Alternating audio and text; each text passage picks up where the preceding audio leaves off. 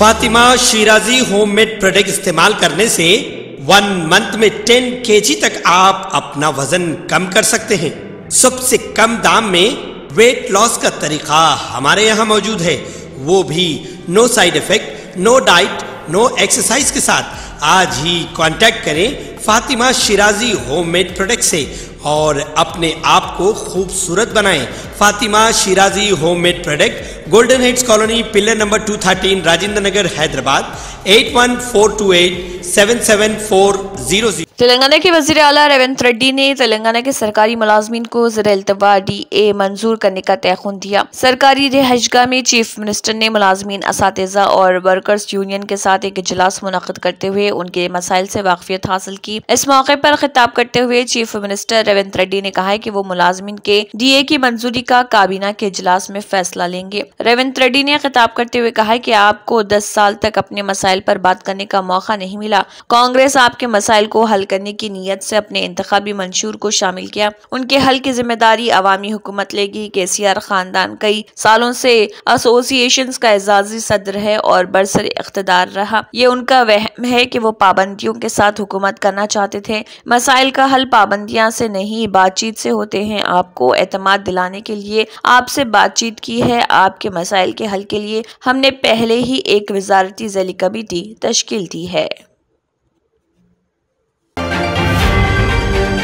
बार बार रुकावटों के दरमियान बिला आखिर 15 मार्च को रजाकार हैदराबाद की खामोश नस्ल कुशी नामी फिल्म रिलीज की जाएगी। ये फिल्म नाक़दीन के नजदीक हिंदुत्व प्रोपेगेंडा फिल्म है, जिसमें ज्यादातर तवज्जो मुस्लिम मलेशिया, जिसे रजाकार कहा जाता था, और इन दिनों की सरगर्मियों पर मरकूज है, जिसके नतीजे में 17 सितंबर 1948 को हिंदुस्तानी फौज के जरिए साबिका रियासत हैदराबाद का हिंदुस्तान से इल्हाक किया गया था। फिल्म साजों का मकसद इस फिल्म को गुज़िश्ता अक्टूबर के महीने में असम्बली इंतखाबात 30 नवंबर से पहले रिलीज करना था, लेकिन इसमें ताखिर हुई। जी नारायण रेड्डी, जिनका ताल्लुक भोंगिर जिले से है, तवील अरसे तक कांग्रेस के अहम कायदीन में शुमार किया जाता था। गुज़िश्ता साल ही बीजेपी में शमूलियत इख्तियार कर ली थी और उन्होंने इस फिल्म को प्रोड्यूस किया है। उन्होंने तस्दीक की कि फिल्म आखिरकार 15 मार्च को रिलीज होगी। उन्होंने पहले कहा था कि इस फिल्म को 1 मार्च को रिलीज किया जाएगा। तेलंगाना इंतखाबात में हिस्सा लेने के लिए जी नारायण रेड्डी ने रियासत के चीफ इलेक्टोरल ऑफिसर CEO को मकतूब तहरीर किया था, जिसमें कहा गया था कि वो 17 नवंबर 2023 को रजाकारों के मुजालिम के खिलाफ बनाई गई इनकी फिल्म को रिलीज करने की इजाजत दें। दूसरी तरफ कई लोगों ने इन पर इस फिल्म के जरिए मुस्लिम मुखालिफ नफरत फैलाने का इल्जाम लगाया, जिसकी उन्होंने तरदीद करते हुए कहा कि फिल्म बनाने का मकसद ये नहीं कि समाज में नफरत फैलाई जाए, बल्कि वो हक़ाइक़ को सामने लाना चाहते हैं। दूसरी तरफ भारत राष्ट्र समिति के कारगुजार सदर और इस वक्त के IT वजीर KT रामा राव ने सितंबर 2023 में कहा था कि BRS हुकूमत फिल्म के रिलीज को रोक देगी और मामले को सेंसर बोर्ड के पास ले जाएगी।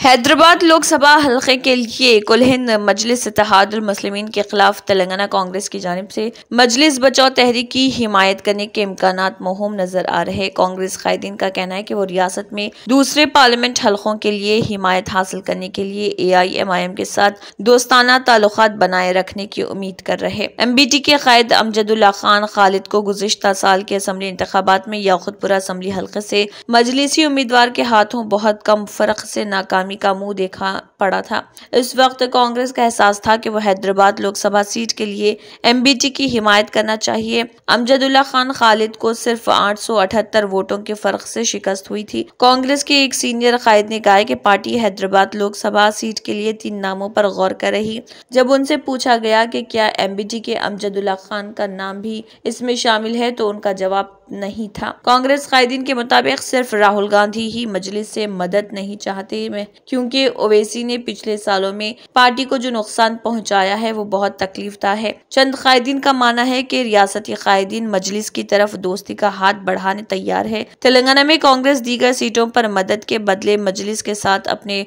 पुराने ताल्लुकात को दुरुस्त करने की उम्मीद कर रही। ताहम मजलिस ने पिछली दहाई के दौरान BRS के साथ दोस्ताना ताल्लुकात को परवान चढ़ाया था। इब्तिदा बरोदा में मौसूला इत्तला के मुताबिक कांग्रेस ने कहा था कि हैदराबाद हल्के पार्लियामेंट के लिए मजलिस को शिकस्त से दो चार करने के लिए MBT की हिमायत करेगी, मगर हालिया अरसे के दौरान कांग्रेस के सीनियर लीडर ने वाज़ेह तौर पर कहा कि उनकी पार्टी मजलिस की मुखालिफत में दिलचस्पी नहीं रखती और इशारा दिया था कि वो ओवैसी की मदद देने में ज्यादा दिलचस्पी रखते हैं। टोली चौकी शेखपेट रोड पर मुजवजा सड़क की कुशादगी में कई कीमती इमारतें मुतासर हो रही हैं और ओहदेदारान ने बल्दिया मालिकीन जायदाद से मुतालबा कर रहे हैं कि आपसी मुआहदे के तहत जायदादें म्यूनिसिपल कॉरपोरेशन के हवाले कर दें। इस सड़क पर अराजी की कीमत 2 लाख रुपए फी मुरब्बा गज है, जबकि जो भी रकम अदा करने की बात की जा रही वो बहुत ही कम है। ऐसी सूरत में 2-3 हजरात ने राय तलब की है। यहाँ हस्बे साबिक ये राय दी जा रही कि अगर आप अपनी मर्जी व मंशा से दिए जाने वाले मुआवजे पर राजी हो तो कोई बात नहीं, ताहम आपको मजबूर नहीं किया जा सकता। आपके इनकार की सूरत में सिर्फ एक ही सूरत रह जाती है कि म्यूनिसिपल कॉरपोरेशन और लैंड एक्विजिशन की कार्रवाई करे और ऐसी सूरत में आपको भरपूर मुआवजा मिल सकता है। अगर इस पर भी इसरार किया जा रहा तो आप हाई कोर्ट से रुजू होकर अहकामात हासिल कर सकते हैं और नोटिफिकेशन जारी करने पर म्यूनिसिपल कॉरपोरेशन मजबूर हो जाएगी। फिर आपको 1-2 साल बाद जो भी मुआवजा मिलेगा उसकी नाराजगी में आपको अपील का हक हासिल होगा, जहां मुआवजे में 100% इजाफा हो सकता है। लिहाजा आपको खौफजदा होकर अपनी रजामंदी देने की जरूरत नहीं।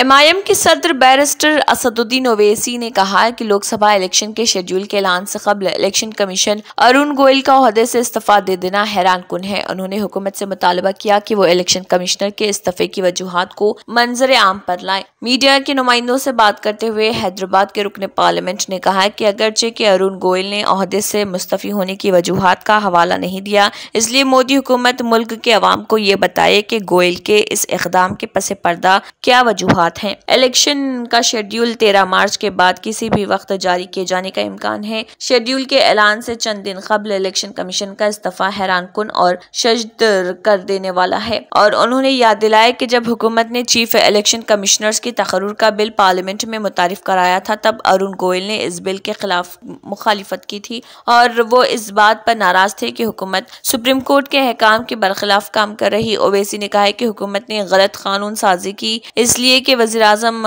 और वज़ीर क़ायदे हिज़्ब इख्तिलाफ पर मुश्तमिल 3 रुकनी कमेटी चीफ इलेक्शन कमिश्नर और इलेक्शन कमिश्नर का तकर्रुर करेगी, जबकि कमेटी में हुकूमत के 2 अरकान होते हैं। इससे जाहिर होता है कि हुकूमत अपने पसंद के इलेक्शन कमिश्नर्स का तकर्रुर करेगी। सुप्रीम कोर्ट ने अपने अहकाम में कहा था कि chief election commissioner election commissioners के तकर्रुर करने वाली कमेटी में हुकूमत के अरकान की तादाद ज्यादा होनी नहीं चाहिए ताकि इस बात को यकीनी बनाया जाए कि गैर जानिबदार अफराद का तकर्रुर किया जा सके और इलेक्शन को आजादाना व मुनसिफाना मुनक्किद किया जा सके। मरकजी इलेक्शन कमीशन ने जिले हैदराबाद में हाल ही में मुनक़दा असम्बली इंतखाबात में राय दही में कमी के बाद अब पार्लियामेंट इंतखाबात में वोटरों की तादाद में इजाफा करने पर खुसूसी तवज्जो मरकूज की है। इलेक्शन कमीशन ने आइंदा लोकसभा इंतखाबात में वोटिंग के फीसद बढ़ाने के लिए सरगर्मियां शुरू कर दी हैं। ओहदेदारों की जानिब से हर उस शख्स की शनाख्त करने और वोटरों के तौर पर अपने नामों का अंदराज करने के लिए इक़दाम किए जा रहे हैं। इस सिलसिले में इलेक्शन कमीशन ने नौजवानों को एक और मौका दिया है ताकि वो फहरिस्त राय दहिंदगान में अपना नाम का इंदराज करा सके। इसके अलावा जिले इंतजामिया सिस्टमैटिक वोटर्स की तालीम और इंतखाबी शिरकत स्वाइप के तहत वसी पैमाने पर बेदारी के प्रोग्राम शुरू करने की तैयारी कर रही। ओहदेदारों ने माउंट पोलिंग मराकज कायम करने पर तवज्जो मरकूज की है ताकि राय दहिंदों को वोटिंग के दौरान परेशानी का सामना करना न पड़े। गुज़िश्ता साल के आखिर में मुनक़दा असम्बली इंतखाबात में शहर से ज्यादा अजला के दही इलाकों में राय दहिंदों ने काफी दिलचस्पी दिखाई। हैदराबाद में 2018 के इलेक्शन में पोलिंग का फीसद 62% था, जबकि असेंबली इलेक्शन में सिर्फ 59.96% पोलिंग रिकॉर्ड की गई। गुज़िश्ता इंतखाबात के मुकाबले में वोटर टर्न आउट में 2% से ज्यादा कमी आई है। इब्राहिमपट्टनम हल्के में 74.93%, एलबी नगर में 49.7%, महेश्वरम में 55.39%, राजेंद्र नगर में 55.83%, श्रीलिंगमपल्ली में 48.55%, 75%, चेवल्ला में 74.18%, कलवाकुर्ती में 83.26% और शादनगर में 82.9% पोलिंग हुई थी। चूंकि असेंबली इंतखाबात में पोलिंग का फीसद कम दर्ज हुआ था, हुकाम हर एक अहले वोटर की शनाख्त और उन्हें वोटर के तौर पर रजिस्टर करने के इक़दाम कर रहे जिले ओहदेदारों ने 8 फरवरी को हतमी वोटर लिस्ट जारी की थी। इलेक्शन कमीशन ने हाल ही में तमाम अहले अफराद को वोटरों के तौर पर अपने नाम दर्ज कराने का एक और मौका दिया है। इस साल 1 अप्रैल तक 18 साल उम्र मुकम्मल कर चुके तमाम नौजवान वोट के नए हक के लिए दरख्वास्त दे सकते हैं। इसके अलावा फहरिस्त में तब्दीली, इजाफा और नाअहल अफराद के नाम निकाले जा सकते हैं। BLOs मुतल्लिका तहसीलदार के दफातर में फॉर्म मुकम्मल करने और जमा कराने में मसरूफ हैं। 2008 के मालेगांव धमाका मामले में मुंबई की एक खुसूसी NIA अदालत ने बीजेपी रुकने पार्लियामेंट साध्वी प्रज्ञा सिंह ठाकुर के खिलाफ 10,000 रुपए का जमानती वारंट जारी कर दिया। प्रज्ञा ठाकुर मालेगांव धमाका मामले में मुलजिम हैं और अदालत के जरिए जिस्मानी तौर पर पेशी के हुक्म के बावजूद समाअत के दौरान हाजिर नहीं हो सकी, जिसके सबब उनके वकील ने तिब्बी बुनियाद पर जिस्मानी हाजिरी से छूट की दरख्वास्त दाखिल की थी, लेकिन अदालत ने इस अर्जी को खारिज कर दिया और जमानती वारंट जारी किया, जो 20 मार्च को वापस किया जा सकता है। काबिल जिक्र है कि 29 सितंबर 2008 को महाराष्ट्र के नासिक शहर वाक़े मालेगांव में एक मोटरसाइकिल पर रखे सामान में धमाका होने से 6 लोगों की मौत हो गई थी, जबकि 100 से ज्यादा अफराद जख्मी हुए थे। इस मामले में साध्वी प्रज्ञा ठाकुर की कई मरतबा अदालत में पेशी हो चुकी है। गुज़िश्ता कई समाअतों में उन्हें जिस्मानी हाजिरी देनी थी, लेकिन वो गैर हाजिर रही। आज हुई समाअत में स्पेशल जज ने प्रज्ञा ठाकुर के खिलाफ वारंट जारी करते हुए कहा है कि हाजिरी और 10,000 रुपए की अदायगी करने पर उसे रद्द कर दिया जाएगा। उन्हें 20 मार्च 2024 से कबल अदालत में पेशी का हुक्म दिया गया।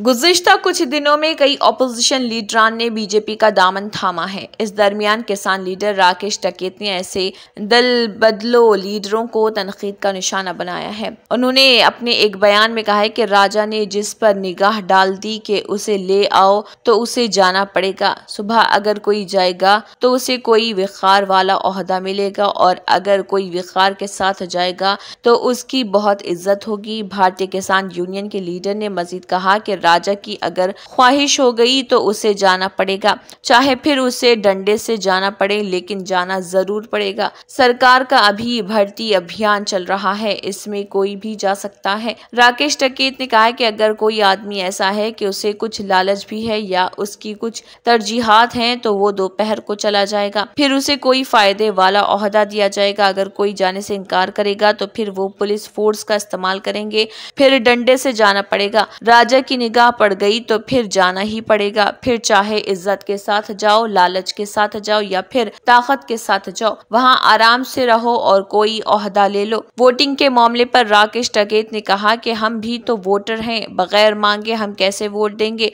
हम जरूर वोट देंगे, नोटा तो नहीं दबाएंगे। जो भी हमसे वोट मांगने आएगा उसका यहाँ इस्तकबाल है, हम भी ठोंक कर वोट देंगे। जहां तक रही 400 पार की बात, तो अगर ये कह रहे हैं तो उसे ही रिन्यू कर दो, फिर इलेक्शन क्यों करवा रहे? इलेक्टोरल बॉन्ड से मुतल्लिक तफसीलात जमा करने के लिए SBI ने सुप्रीम कोर्ट से चंद माह का वक्त तलब किया था, लेकिन इस मामले में समाअत करते हुए सुप्रीम कोर्ट ने उसे जोरदार फटकार लगाई है। सुप्रीम कोर्ट की आईनी बेंच ने हुक्म सादर किया कि मुकम्मल तफसीलात 24 घंटे के अंदर यानी 12 मार्च तक दाखिल कर दी जाए। इस फैसले के बाद कांग्रेस ने अदालत उज़्मा के फैसले पर इत्मीनान का इजहार किया और मरकज की मोदी हुकूमत को तनकीद का निशाना बनाया। कांग्रेस सदर ने इस ताल्लुक से सोशल मीडिया प्लेटफॉर्म पर किए गए अपने पोस्ट में लिखा, इलेक्टोरल बॉन्ड शाये करने के लिए SBI के जरिए 4.5 माह मांगने के बाद साफ हो गया था कि मोदी हुकूमत अपने एशिया कारनामों पर पर्दा डालने की हर मुमकिन कोशिश कर रही। आज के इज्जत मॉब सुप्रीम कोर्ट के फैसले से मुल्क को जल्द इलेक्टोरल बॉन्ड से बीजेपी को चंदा देने वालों की फहरिस्त पता चलेगी। वो मजीद लिखते हैं, मोदी हुकूमत की बदउनवानियों, घोटालों और लेन देन की खलई खुलने की ये पहली सीढ़ी है। इसके अलावा अपने पोस्ट में मल्लिकार्जुन खड़गे ने आगे लिखा, अब भी मुल्क को ये ये नहीं पता चलेगा कि बीजेपी के चुनिंदा सरमायादार चंदा दहिंदगान किस किस ठेके के लिए मोदी हुकूमत को चंदा देते हैं। इसके लिए सुप्रीम कोर्ट को मुनासिब हिदायत देनी चाहिए। साथ ही खड़गे लिखते हैं, मीडिया रिपोर्ट से ये तो जाहिर हुआ है कि बीजेपी किस तरह ईडी, सीबीआई, आईटी छापेमारी के जरिए जबरन चंदा वसूली लेती है। आखिर में उन्होंने सुप्रीम कोर्ट के जरिए एसबीआई को दी गई हिदायत के ताल्लुक से लिखा, सुप्रीम कोर्ट का फैसला शफाफियत, जवाबदेही और जमहूरियत में बराबरी के मौके की जीत है। महकमे मौसमियात की तरफ से अगले 24 घंटों के दौरान बर्फ व बारिश की पेशगोई के बीच वादी कश्मीर के शबाना दर्ज हरारत में नुमायां बेहतरी वाक़ई हुई है। महकमे मौसमियात की पेशगोई के मुताबिक वादी में 12 मार्च को मतला मजमूई तौर पर आबर आलूद रह सकता है। उन्होंने कहा कि बादशाह वादी में 13 मार्च को बेशतर मुकामात पर हल्की से दरमियानी दर्जे की बर्फबारी या बारिशों का इम्कान है और इस दौरान गर्ज चमक के साथ तेज हवाएं भी चल सकती हैं। उनका कहना है कि वादी में 14 से 18 मार्च तक मौसम मजमूई तौर पर आबर आलूद रह सकता है। उधर वादी के शबाना दर्जे हरारत में बतदरिज बेहतरी वाक़ई हो रही। गरमाई दारुल हुकूमत श्रीनगर में कम से कम दर्जे हरारत 6.3 डिग्री सेंटीग्रेड रिकॉर्ड किया गया, जहां गुज़िश्ता शब का दर्जे हरारत 2.2 डिग्री सेंटीग्रेड रिकॉर्ड हुआ। वादी के शहर आफाक सयाहती मुकाम गुलमर्ग में कम से कम दर्जे हरारत -1.0 डिग्री सेंटीग्रेड रिकॉर्ड किया गया, जहां गुज़िश्ता शब का दर्जे हरारत -3.4 डिग्री सेंटीग्रेड रिकॉर्ड हुआ था। सऊदी वज़ारत हज ने रमज़ानुल मुबारक में उम्रा की अदायगी से मुतल्लिक़ अहम ऐलान कर दिया। अरब मीडिया की रिपोर्ट के मुताबिक सऊदी वज़ारत हज का कहना है कि रमज़ानुल मुबारक में उम्रा की अदायगी के लिए पेशगी परमिट हासिल किया जाए। वज़ारत हज का कहना है कि रमज़ान में उम्रा अदायगी को आसान बनाने के लिए परमिट का सिलसिला बहाल रखा है। पेशगी उम्रा परमिट हुसूल का मकसद उम्रा ज़ायरीन को सहूलत फराहम करना। वज़ारत का कहना है कि मुमलिकत के मुख्तलिफ शहरों से आने वाले उम्रा ज़ायरीन को चाहिए कि जब परमिट के लिए नुस्ख पोर्टल पर बुकिंग करें तो इस बात का खास ख्याल रखें कि ऐसे औकात का इंतखाब किया जाए जब मस्जिदुल हरम में अज़्दहाम ना हो। ज़ायरीन को चाहिए कि परमिट के इजरा के दौरान ऐसे वक्त का इंतखाब करें जब अज़्दहाम ज्यादा ना हो। परमिट हासिल करने के बाद मुकर्ररा वक्त की पाबंदी करें। वज़ारत हज व उम्रा ने इस जानिब भी तवज्जो दिलाई कि जब मस्जिदुल हराम पहुंचे तो इस बात को यकीन दहानी कर लें कि परमिट एक्सपायर ना हुआ हो। वाज़ेह है कि माह रमज़ानुल मुबारक में दुनिया भर से बड़ी तादाद में उम्रा ज़ायरीन मक्के मुकरमा आते हैं, जबकि मुमलिकत के मुख्तलिफ शहरों में मुक़ीम गैर मुल्की और सऊदी शहरी भी रमज़ानुल मुबारक में उम्रा अदा करते हैं।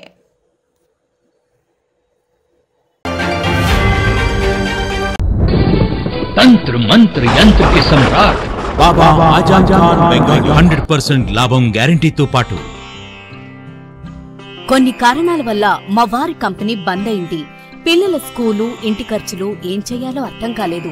అప్పుడు మేమిద్దరం బాబా ఆజం ఖాన్ బెంగాలీని కలిసాం. తర్వాత కొన్ని రోజులకే మా వారి కంపెనీ తిరిగి ఓపెన్ అయింది. ఇక మా జీవితంలో అన్ని సంతోషాలే. నాకు చాలా కలలున్నాయి, కానీ జేబులో డబ్బులు లేవు. ఇంజనీరింగ్ చదివాను, కానీ జాబ్ లేదు. ఆ సమయంలో నాకేం చేయాలో అర్థం కాలేదు. అప్పుడు నా ఫ్రెండ్ ఒకడు బాబా ఆజం ఖాన్ బెంగాలీ గురించి నాకు చెప్పాడు. ఆయన్ని కలిసిన తర్వాత నేను ఒక కన్స్ట్రక్షన్ కంపెనీలో ఇంజనీర్ అయ్యాను. మేమిద్దరం ఒకరినొకరు ప్రేమించుకున్నాం. కానీ మా ఇద్దరి తరపు పెద్దవాళ్లు మా పెళ్లి ఒప్పుకోలేదు. మేము బాబా ఆజం ఖాన్ బెంగాలీ గారిని కలిసాం. ఆ తర్వాత మా పెద్దలు మా పెళ్లి ఒప్పుకున్నారు. ఉద్యోగం, వ్యాపారం, ఇంటి పోరు, ఆర్థిక సమస్యలు, ప్రేమ వివాహం, చేతబడి చేయబడిన వారు, భార్యాభర్తల మధ్య గొడవలు, పెళ్లిలో ఆటంకాలు, సవతిపోరు, శత్రుబాధ, విదేశీయానం, సంతాన ప్రాప్తి, ముట్కార్ని వశీకరణం స్పెషలిస్ట్. నేను చేసిన పనిని ఎవరైనా సవాల్ చేస్తే వారికి నగదు బహుమతి. మా address Baba Azam Khan Bengali, Malakpet, Hyderabad. Phone number 9573048697. Germanten super speciality hospital, doctor Mir Jawad Jar Khan, senior experienced orthopaedic surgeon, bone fracture, joint replacement, hip replacement और स्पाइन सर्जरी कामयाबी से अंजाम दे रहे हैं। इसके अलावा neurosurgery, cardiology, gynaecology, dental, general medicine, dialysis और फिजियोथेरेपी जैसे शोबाजात में इंतहाई कामयाबी के साथ वाजबी फीस में इलाज किया जा रहा है। शेयरिंग और प्राइवेट रूम्स। अस्पताल में 24 घंटे MRI, CT scan, 2D digital x-ray, ultrasound, operation theatre, ICU और लैब की सहूलत दस्तयाब है। आपकी उम्मीदों के ऐन मुताबिक Germanten super speciality hospital, pillar number 150, Attapur, Hyderabad. अगर आपने हमारे चैनल को अभी तक सब्सक्राइब नहीं किया है तो यहाँ पर रेड कलर का सब्सक्राइब बटन दिख रहा है, उसे क्लिक करें और हमारे चैनल को सब्सक्राइब कीजिए और साथ ही साथ बेल आइकन को भी क्लिक कीजिए, जिससे आपको ताज़ा अपडेट मिलती रहे।